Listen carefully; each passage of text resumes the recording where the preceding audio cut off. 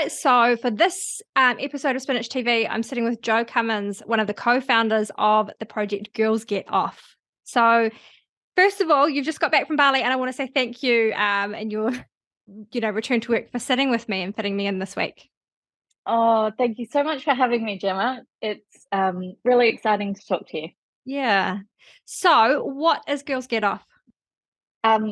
I'm just going to say you did really well to say my full name then without laughing. I was waiting for the giggle. Well, we were talking offline about, John Carpenter becoming a builder and Jo Cummins going into the sex toy industry. It's just so fitting, isn't it? So fitting. Amazing. So Girls Get Off. We exist to normalize female pleasure. Mm-hmm. And basically we just have a passion for giving women the confidence to express what they want in the bedroom, to search, find out for themselves what they enjoy, all of these things that have been just taboo and had a stigma around it for so long. Mm-hmm. And like you said before we started this podcast, we use humor and really real ways Mm-hmm. to normalize that conversation and help people to normalize it for themselves as well, like around the house with their partners and everything like that. Yeah, giving them the tools to do that. That is super, super cool, kaupapa. Women's topics have often been one of those things that you sort of, they are kind of shameful or secret, even down to periods, menstruation, menopause, all of those things, childbirth and recovery, and all sorts of women's health. So I think it's a fantastic thing to be doing, to normalize women and their wants and needs. Yeah, absolutely. Yeah, sorry, I was steamrolling through. How did you decide on that niche? That was the easiest decision ever, I think. As soon as we started looking down the sex toy industry road, like we weren't out. Viv and I really wanted to go into business together. Like we both love business. We love starting businesses, and it was never us really wanting to go into the sex toy industry at the start. Mm-hmm. It was just an idea that it's like, oh, that makes sense. And then as soon as we started looking into it, like the only options at the time you had to buy sex toys was to go down to your sex toy store, probably in the back door, Mm-hmm. and it's overwhelming. Like at our local one, you walk past a sex swing on the way in, and it's just like all this stuff straight in your face. You don't know how to choose. There's so many options. Yeah. And like everything was wrong about the experience. Yeah. And any other female product that you buy, skincare, whatever you want to buy, is nicely branded, and you can go and you feel good putting it in your shopping cart and everything like that. And that whole experience was missing in the sex toy industry. And so we wanted to change it, and we wanted that experience to be easy and feel good and not feel seedy or yuck or all of those other feelings you get, having to go into the sex toy shop. Yeah. Yeah, you can buy you can buy them online as well, obviously. Yes.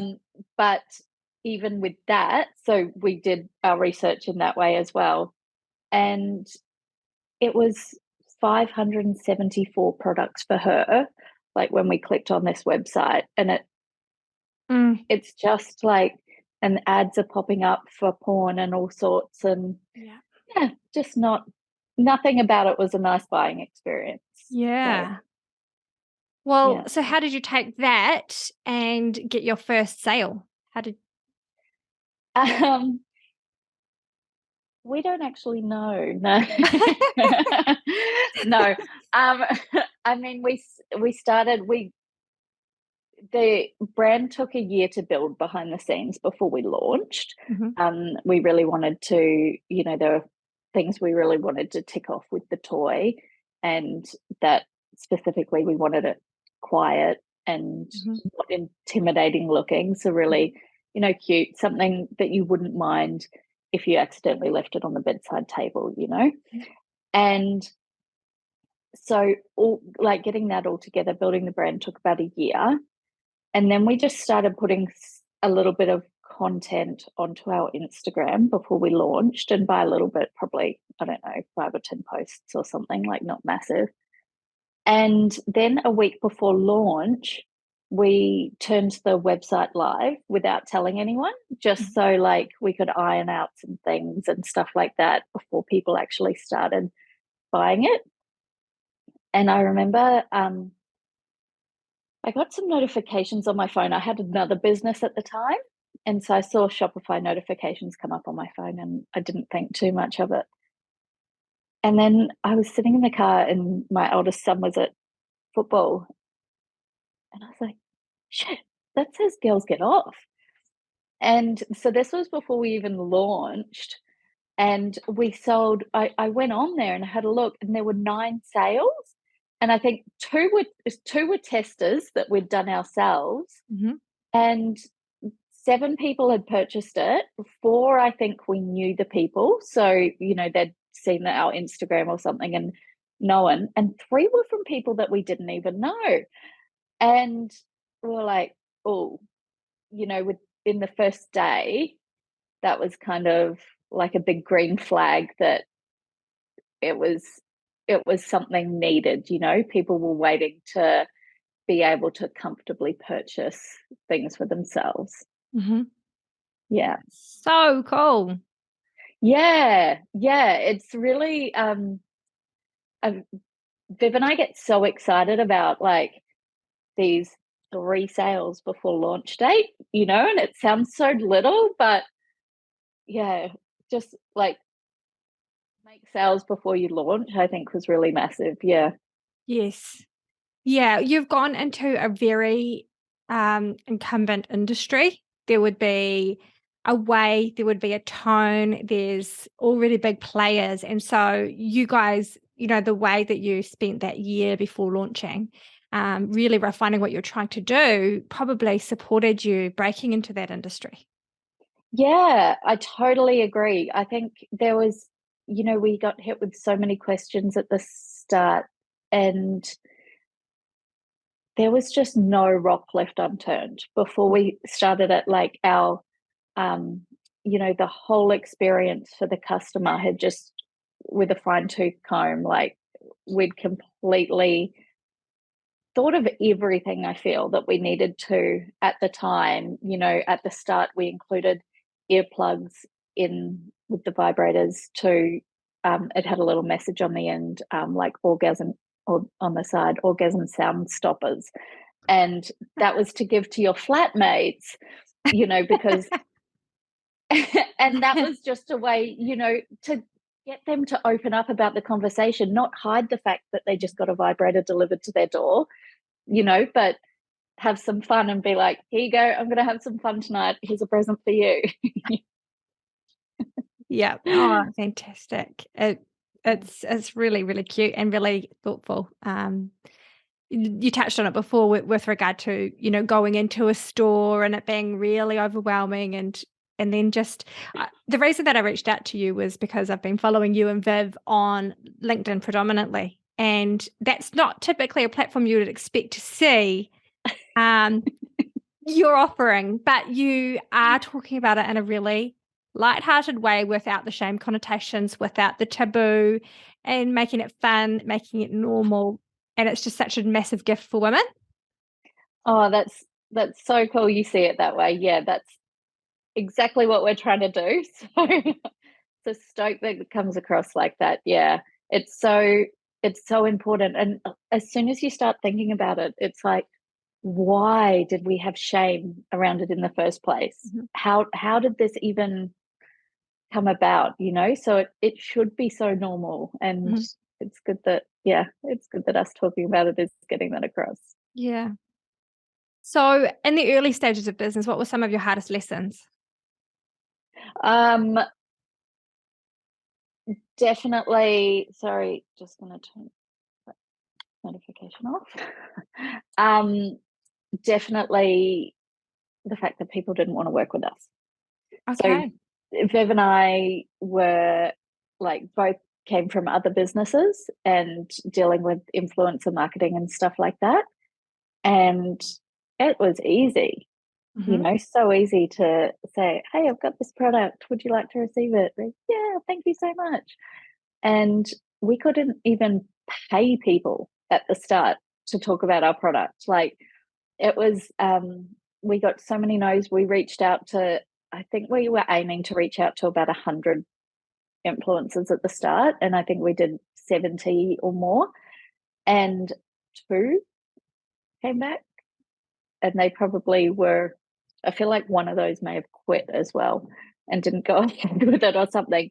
But that was, yeah, it was fascinating and very much like that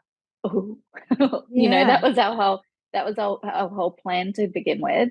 That and no paid advertising on Facebook or anything, no Instagram advertising. So, that's what we knew going in, and we knew that, okay, we just got to do this well and easy. And no, it didn't go like that. So I think that was the hardest lesson of the industry, is that you, really had to find your way around to be able to promote your business. And, looking back at it's such a win for us because we had to get creative. That was our only option. We were pushed to really think outside the box with our marketing. But definitely once one major influencer posted it, I think Simone Anderson was our first, and she's up in Auckland, and it was her highest converting ever like influencer code she used. And from then on, people started getting a little more comfortable. And in the last 2 years, like the change we have seen is just been phenomenal. Like it's changed so much in 2 years you wouldn't have even been able to imagine. And now people reach out to us wanting to work with us and everything. But yeah, it was something that crazy to think 2 years ago no one was talking about it. Now you're seeing it. Yeah, you are. Vagina costumes on LinkedIn. That was an unexpected find in my morning scroll. That's so funny. Yeah, I think one of my original LinkedIn posts, my microphone is actually like a really big vibrator wand. And I was like, I was waiting for someone to pick up on it, but I don't think anybody did. It was subtle. Very, very subtle, very subtle. So the your original approach with we're going to get some influencers, we're going to pay for some ads, everything's going to be amazing because that's what we know. You had to try something else. What did you do? How did you drum that attention up? We went for billboards, but even then, it's you have to be censored depending on who owns the property, the billboard land. So it isn't only the billboard company that can reject what you want to say, it's the people that own the land as well have to approve it. Yes. And obviously the way we like to push limits, it was a bit hard to get those approvals. But we did. There's a billboard coming into the Mount just before the bridge, over the bridge from Tauranga, and that we got in touch with that guy, and he used to own a sex toy store, so he was all about it, and that was wonderful. So yeah, we did a few fun advertising campaigns on there, and then used like our own content on social media to entertain, to normalize, to the Sunday confessions, just, oh, honestly, I get so excited just thinking about how many lives it's changed. It's so great. But, even starting Sunday confessions, coming up with a plan like that, and we thought, oh, we'll probably for the first week or two, we might have to write them ourselves, like to get people going and feel comfortable writing in about them and, get to know the feel of what they are going to be like. And I think we wrote one or two on the first day, and then they started coming in, and oh my gosh. And the things people are happy to share are out the gate. Like now we're so, just it's just everyday talk now that it takes a lot to say something about sex or kinks or anything like that I haven't heard. I think, oh my gosh, there was one at the hairdresser the other day, like shocked me. But I don't get that.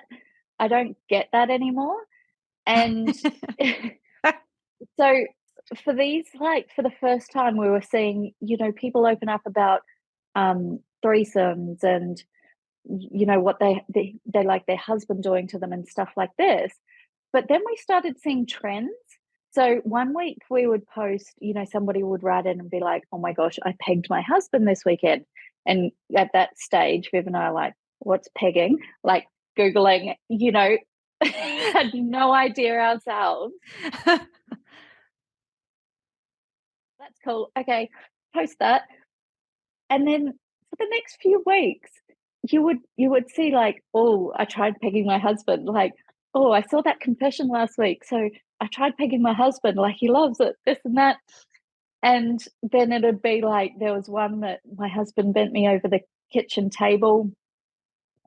We had friends over for dinner or something. As soon as they left, he bent me over the kitchen table or something.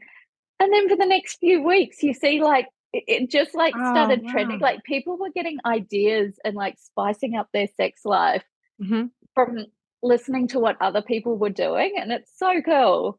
That's so cool. Yeah. So funny. I'm blushing so badly. That's so funny. I talk about it like it's everyday thing and I forget that other people don't. No, I love that. That's the whole point is, getting to know you and your approach to stuff. So keep going. And yeah, I think like I've seen some of your billboard. Oh, they're so hilarious. And Viv posting the testimonials and the way that you guys play on words is just so funny and so captivating. So keep going. Oh, thank you so much. Yeah, definitely fun. A lot of fun to put up a billboard. Yeah. Yeah. No. And so what sorts of things do people need to know about scaling a business? Because you guys have spoken a lot lately about you're getting some really great results.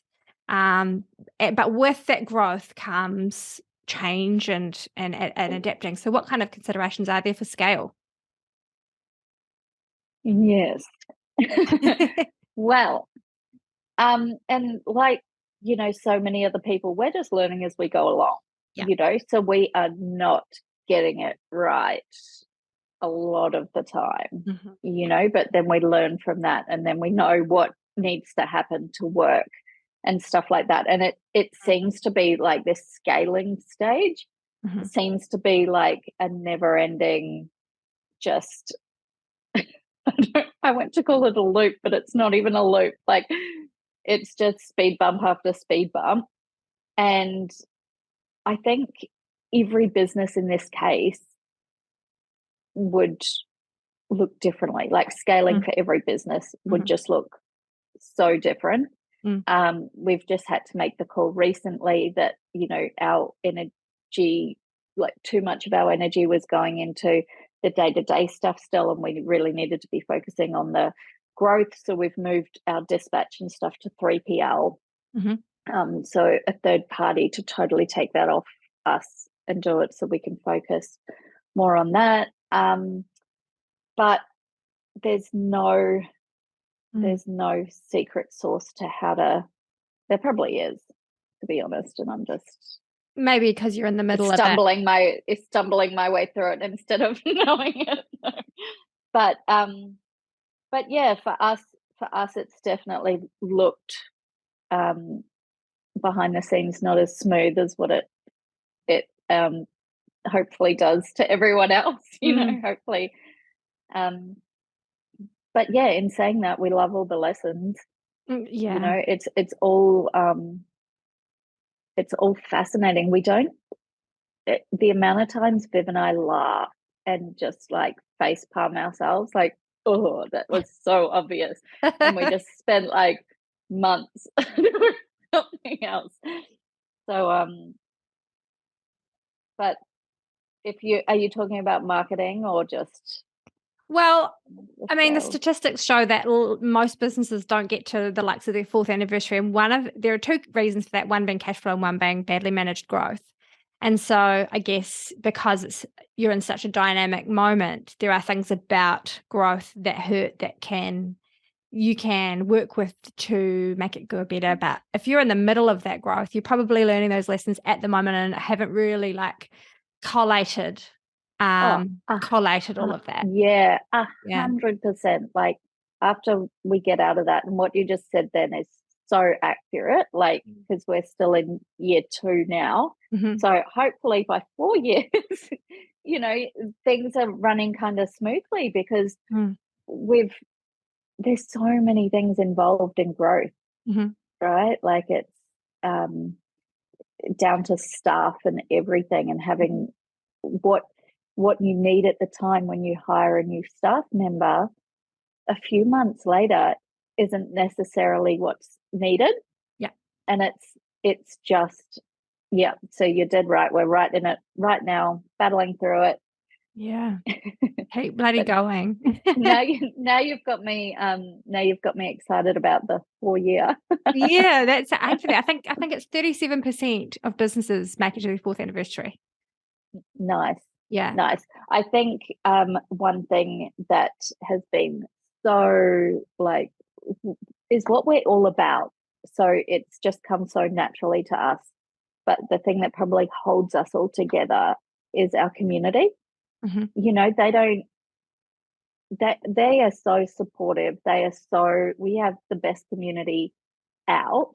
And I guess that's like they're rolling with the changes and stuff like that with us. But they've got they've got our back. So yeah, it's so good. Well, that's actually an amazing segue into my how do you get the best out of the people around you? And that could be your employees, your community, your stakeholders. How do you get the best out of others?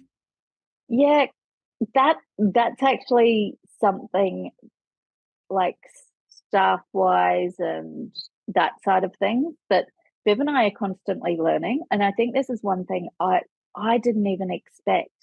You know, you run a business and stuff. Managing people is a totally different kettle of fish. You know, like it's you can't you're not necessarily good at running a business, which means you're good at managing people. It just doesn't go hand in hand like that. And for somebody that, you know, we really care about our staff and the people working for us, and we want them to just have the best of everything.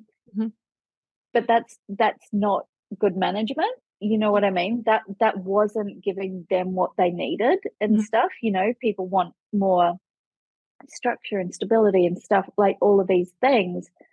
And just wanting to be like, yeah, no problem, this and that isn't necessarily what they want. And I think you know, I want to say we've learned that the hard way. But at the same time, I don't think there was another way for us to learn it. You know, like for me, it really hit home because I didn't want to be a bad manager and stuff like that, you know, but I knew I wasn't getting the best out of the people around me. And no, so we've definitely invested in ourselves a bit there, and gone out and got some mentoring and stuff to do that. And I honestly, I highly suggest it for anybody, because there's such a strategy behind it that you just don't realize. So we've learned a lot, come a long way, and gosh, I feel like we've nailed it finally, which is good. But definitely a hard road, that one. And it's so hard. Yeah. And I think I'm an empath. I'm like, yeah. So I take a lot of it home as well. Like, I can't notice that somebody's having a bad day and not just like hang on to that. Yeah. So really invest in that side of it. If it doesn't come naturally, invest in it, I reckon. And about getting the best out of our community, it's to be real, honestly. They see the real me, they see the real Viv, they see the real us, and that's what makes them relate to us. So we are just everyday people having conversations that people find awkward, doing it in the street, doing it in costumes. If we're doing the hard stuff, it gets other people finding it easier to talk about it. And honestly, I have been at a lunch, and somebody's come up to me and told me that their husband doesn't like them giving him a blowjob, and anything I suggest, like, I'm not the expert here. We're just the facilitators of the conversation. But thanks for telling me. How's the pasta? Yeah. Yeah. So no, we've that's definitely the best way to get the best out of your community is to be real. Be real with them. It makes you approachable. It makes them feel a part of something. Yeah. I think I just want to tease something out of what you're saying. But I think the thread that I've picked up actually is trust. The way that you're approaching your community, your realness with yourself and with each other, and also the amount of development that you put into how considerate you were with your product and the presentation of it before it went to market. It seems like trust is actually an underpinning value of what you guys are doing. Yeah, that's a good thought. Yeah, because I guess with it being such a intimidating industry, that would probably be something that would encourage people to come to you, because over time you've earned their trust. 100%. And yeah, definitely that's why we're so real with them. We've got very ingrained brand values, and that being real is one of them. And yeah, we go back to that. There was something we were going to post the other week, and it's like, oh, is that no, that's not being honest with our community, like that's so no, you're right. So how do you take care of yourself in order to bring your best to work? That giggle. Yeah. That is a work in progress. Definitely a work in progress. I know what I need to do, and I need to be able to prioritize just a bit of exercise in the morning, when I go through my phases of consistently doing my morning walk and stuff. It feels so much better for the day. I'm just bullshitting my way through here because I am the worst. Behind the scenes of we've had a rough year and a half, maybe nearly 2. Oh no, it'll be 2 years in November. My eldest son got sick, and so the juggle has just been like beyond, I've got a 5-year-old as well. And so it's the school juggle. Jake hasn't gone back to school since being sick. So he's doing like a little bit of school from home and stuff. And between that and actually prioritizing stuff for myself, I'm a single mum. So it doesn't happen, even no matter how much you want it to happen. And that's why I'm saying I'm bad at it, because if you could make it happen, you could make it happen, but I just then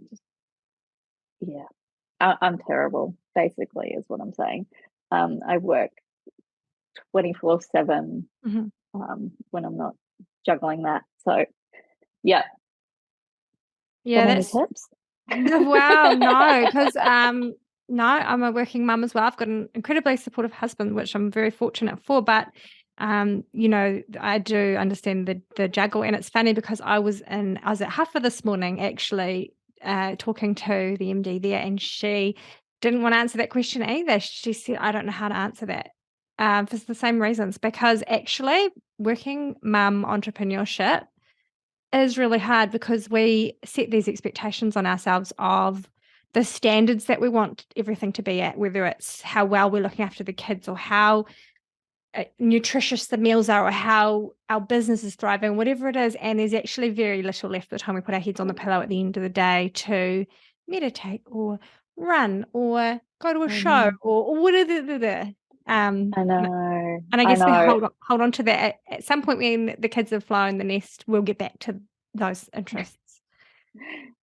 Yeah. Well, then it's business as well. But no, I just feel like a huge big phony if I pretend I've got that together, because gosh, by the end of last year, my health had gone downhill so much that I had to like not even work for the last 2 weeks of the year. Which is massive for me, but I had to just turn my notifications off and be like, guys, my health See you next year. A little bit more important. Yeah. And then so at the goal, like after the bit of a health scare at the end of last year, my New Year's resolution was to get myself to Bali on a retreat and just like completely take time for myself, because probably the first time I've done so since my 15-year-old was born. And a few weeks later, it popped up that this entrepreneurs organization that I'm a part of, their accelerator program, they were having a APAC summit over in Bali. And I was like, what are the chances? So that's what I just got back from there last week. And I tacked a 5-day retreat onto the beginning of it, and it was absolute bliss. But one thing I learned from that as well is, even though, yes, I want to do it every year, it's about finding that day-to-day balance. It's important, because coming back, you're straight back into feeling like it. And I think that's where the magic is, to find that day-to-day balance and prioritize exercise. Can I just commit right now to prioritizing exercise?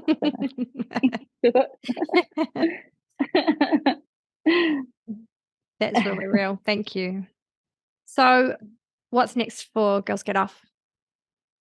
Oh, Girls Get Off. We are just going to take over the world casually. No, but yes. So we're concentrating on, we're just launching into Australia properly now. We are growing our wholesale side of things, our B2B, and we are then gonna go US, UK, take it all over as fast as we can. Amazing. That is such a wild goal for Viv's Australian in Australia. Viv's in Australia. Yeah, I'm the Australian. Viv is a Kiwi, and we reversed it. Yeah, so you guys are doing the Trans Tasman take over the world thing together. Yeah. That's No, it's amazing. very exciting. Yeah. So thank you. You've been incredibly candid, which just is just hugely valuable to me personally and to anyone listening, because what you're saying is real, and I'm sure it will resonate with a lot of people, and it certainly has with me. But what you and Viv are achieving is just really, really exciting. It's really fun to watch, and as I've mentioned a couple of times already, you are making a topic that makes people blush. You're taking the shame away from it, normalizing it, making it really approachable, and it's, I think, as I said before, over time you're building trust with us, which is a really, really special thing, because you can only do that if you're being authentic. And you guys are smashing that side of it. So thank you for taking the time to talk to me and share your Oh, story. that means so much. Thank you so much for having me on. Yeah, and keep going. I'm going to share some links in the comments for anyone that wants to go and find out what they're all about. So that you can, so that your Google Nice. searches don't bring up anything else. And yeah, we'll leave all the links that you need from this. So once again, thanks, Jo. Perfect. Thank you so much.